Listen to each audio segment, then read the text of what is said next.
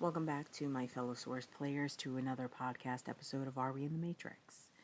And it is February already. I cannot believe we've already gone through a full month of this year already.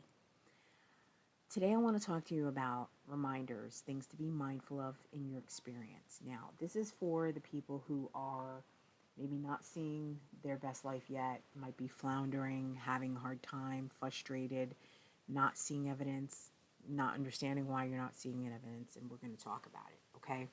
So,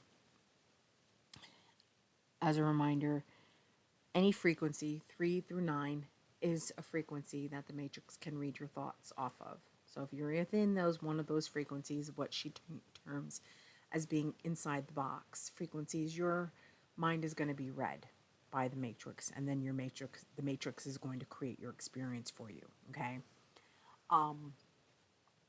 It doesn't happen in real time, but it does manifest. So there's that. Now, if you are feeling upset or frustrated about you not getting the things that you want in your life, you have to remember your thoughts are dictating your outward appearance, your outward experience. So everything that you're experiencing outside of your avatar is a direct reflection of your thoughts, in addition to the program in your subconscious mind. But for example, early on in my experience, when I was inside the box frequencies, I wanted to meet somebody and have a relationship, and I was getting a lot of male attention. Now, what I realized was that my opinion of myself was very highly overly inflated and deluded and very egotistical. And I was garnering a lot of male attention, and it was making my ego even more so. I was really, feeling myself. And the ego likes to be in control, and the ego likes to make, who doesn't want to feel good about somebody, the object of your affection, right? Or whatever. So it's easy to let your ego take the wheel, and you have to recognize when it is, when your ego is the one driving and making your decisions for you, because you will continue to search out experiences that feed the ego instead of actually create a better life for you.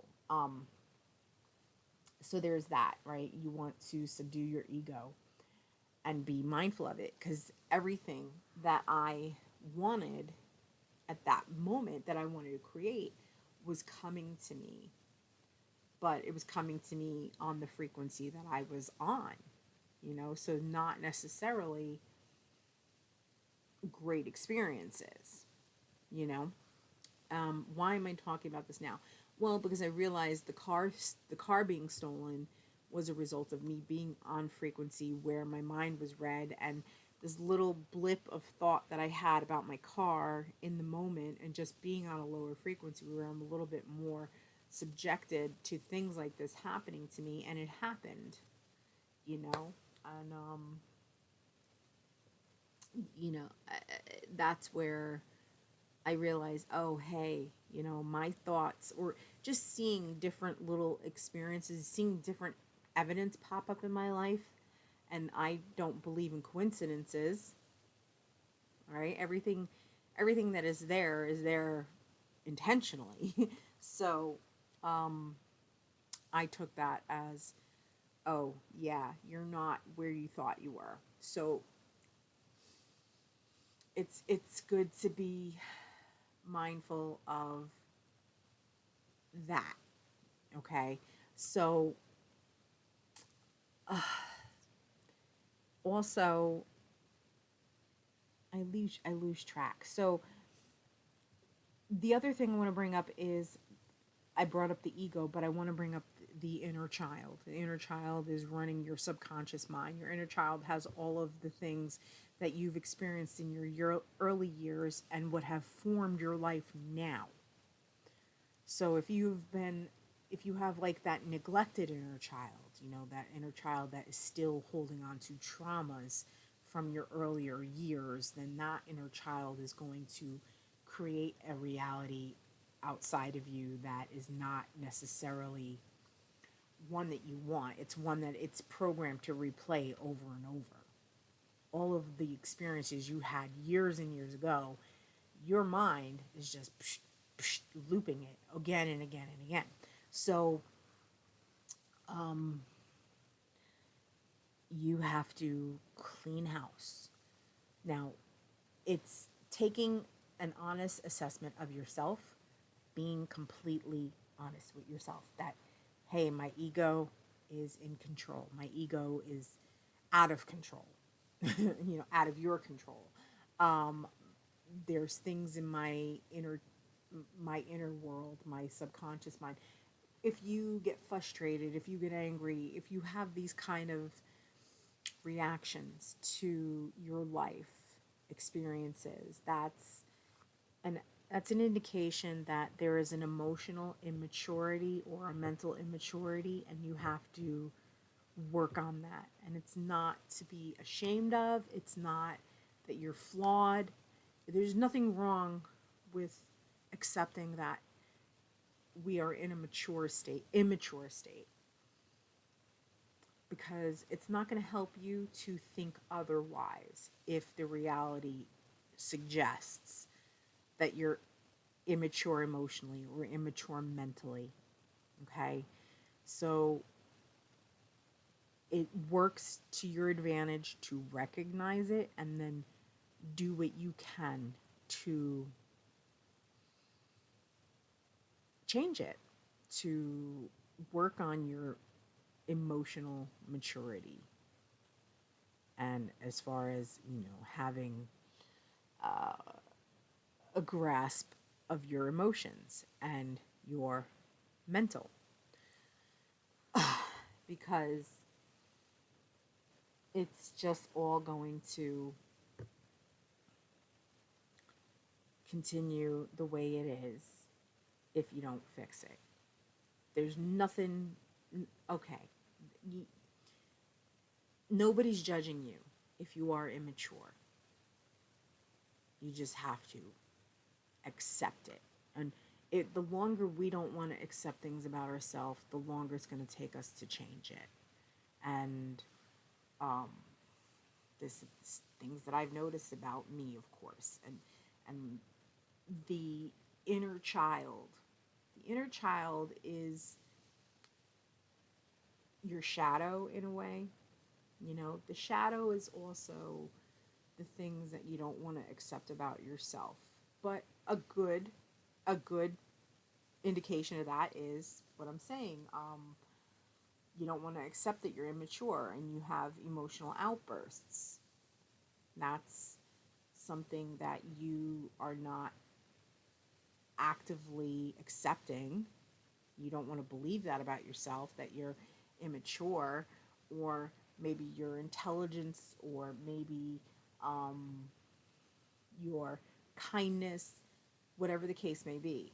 You know, and I mean, don't get me wrong, some of these things I'm pulling them right now from my own thoughts. Like, I, just to go on a different subject quickly, when I am alone in my car, a lot of the times, like, I'm not really listening to a lot of stuff. I'm not really listening to music so much anymore. I'll listen to different things here and there, but I do often have a lot of time to think. And I will find that stuff that I most likely should pay attention to within comes up. And then oh yeah, this is something I have to work on. Or this is, or I'm seeing the stuff within somebody else that, oh, that just showed me something about myself. And really ultimately, the experiences that I've had over and over and over again in the last year with men that I don't know, just men out and about in restaurants, or other delivery drivers, and the program that we live in, at least in this country, how it is a very male dominated society, and my pushback on that, and how much I have, how much I've let my anger get in the way and take control, my ego, and temper tantrums, and all of these things that I had happen in the last year that got out of my control, and I got to look at them, and the shame spiral that I had for responding these ways, you know. But then I realized, okay, this is stuff from childhood. This is stuff from childhood. Me standing up to men and attacking men verbally. It's from childhood. It's from younger years, my early 20s, my teens, whatever. It's all there. It's all stuff that is there. But, you know, me getting mad at people outside of me and then sitting there and wanting the outside world to change for me, it doesn't work, because I'll tell you, those problems pop up other places. And then I'm looking like a jackass in a situation that I created. And then I found myself writing a complaint letter to a major chain restaurant the other day because I didn't like how this one particular person's interactions with me were taking place every time I went there. Every time I went there. And to be quite honest, I want to punch him in his face. Now, these are things that I'm admitting to you. I'm being very vulnerable. Now, will I ever punch somebody in the face? No. But acknowledging that this person makes me feel that way. Wow. You know? Like, what is it about him that makes me feel like he deserves to be punched square in his face? Like, he needs to be taught a lesson. You see what I'm saying? That's your shadow. That's one example of my shadow. I will never punch somebody in the face because that's really not in me. I will never bring myself to do that because I know it's wrong. But I have to acknowledge that it's within me. And I think it's very important to acknowledge everything that you are capable of. That's really it. You have to acknowledge that I am capable of anything and everything. I've seen the levels. I've seen the depths of my rage. Okay, and I don't think a lot of people can say that, but I have, you know, and but what it showed me is that, what are you doing? Like, what are you doing complaining to McDonald's about one of their employees when the reality is that is just a specter of somebody in your past. Yes, they have a different appearance because it's playing through a soulless person, but that experience is something that's coming up from my past and playing out in different locations where I go, you know, because I realized my ego and my shadow were like, I felt I'm number one. This is my game experience. This is my life. This is my world. Everything should be succumbing to my will. Okay? Like, you are all, like, not you, the listeners, but these soulless ones, you are all beneath me. You only exist because of me. And that has been a common theme running underneath everything else that's consciously there in my experience. I'm sorry, in my thoughts, that I am above them. And probably in many ways even feel that I am above the work that I'm doing. You know? But the anger that I'm not where I want to be, getting taken out on other people. Okay? So I'm admitting that.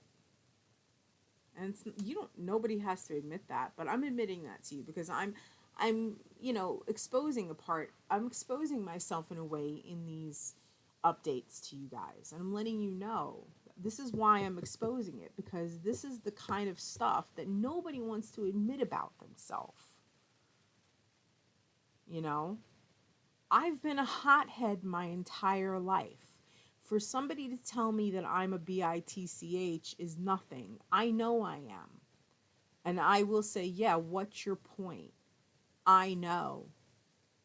You know, you're just telling me something I already know. Now, what ultimately is that I don't want to be that person anymore. I really don't. Hang on. Sorry, I had a phone call, but I don't want to be that person. I don't want to be that person. I'm so tired of being that person. So tired of being that person who is angry all the time, who is broke all the time, who is not living a great life, who feels like an imposter, who feels like she doesn't have the mental capacity to learn the skills that she needs to make the income that she wants and to live in the neighborhood that she wants. It sucks. It sucks. But it starts with you. It starts with you. You got to make that change. And it's sometimes I feel like I'm just spinning my wheels, and that's where you have to, that spinning your wheels, that floundering and never getting anywhere, that should be your number one motivator if you're in where I'm at. The other thing is, is that sometimes I want you to remember that sometimes your manifestations may not be right the first time around, especially if you haven't actively put your creative energy into the manifestation and it just kind of happened because maybe the intent was out there, but you didn't purposely, intentionally put your intent into it. Like you didn't do an intentional creation. For example, the dog walking position that I had 6 months ago, or whatever it was, that was something that I probably should have heeded the fact that I didn't get a response from my resume when I originally applied for the job, but there was another route in with my friend.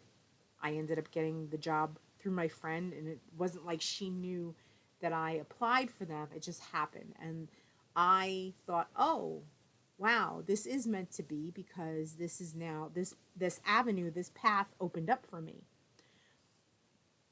But what I realized quickly working for this woman was that we were incompatible, and she is what you would call the narcissistic personality, and there were a lot of narcissistic traits, narcissistic personality disorder traits, and I know that I'm diagnosing her, but I have had experience with these type of people being in my life, and I know how mentally and emotionally abusive they are, and it is very insidious and it is very covert, and they do it when there is no other witness, you see.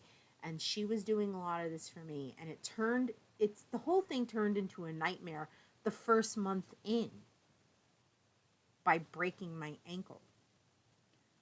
But I bring that up because in the last 2 weeks, I'd been putting out a lot of applications for a lot of different kind of positions. And sure enough, another dog walking position was presented to me.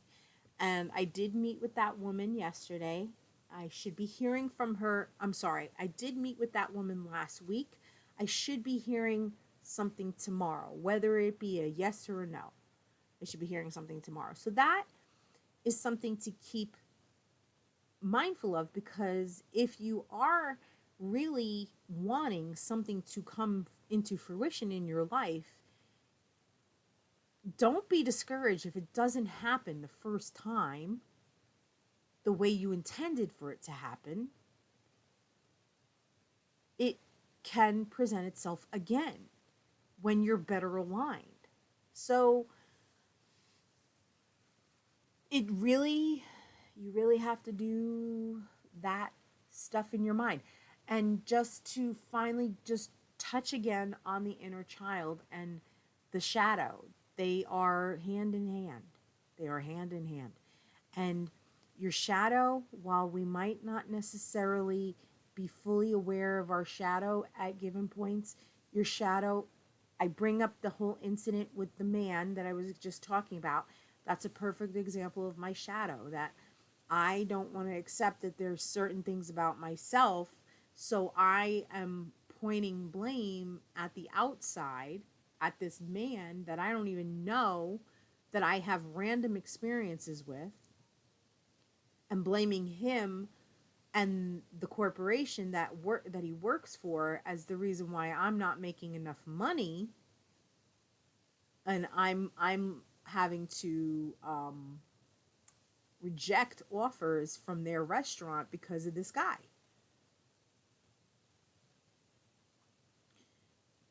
That's your shadow. That's your shadow. It's you.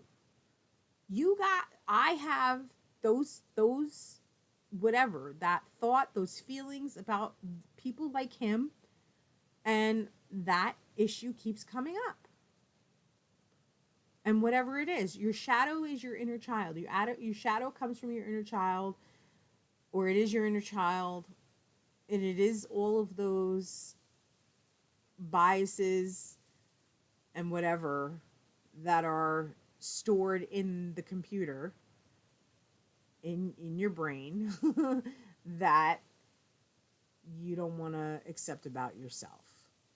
So your shadow will show itself. You may ignore it, but it would be to your benefit to be aware, to actually see what you're seeing. To really examine what you're seeing happen in your life. And on that note, I'm going to end it here, and I will see you soon. And thank you for listening and watching today. Bye.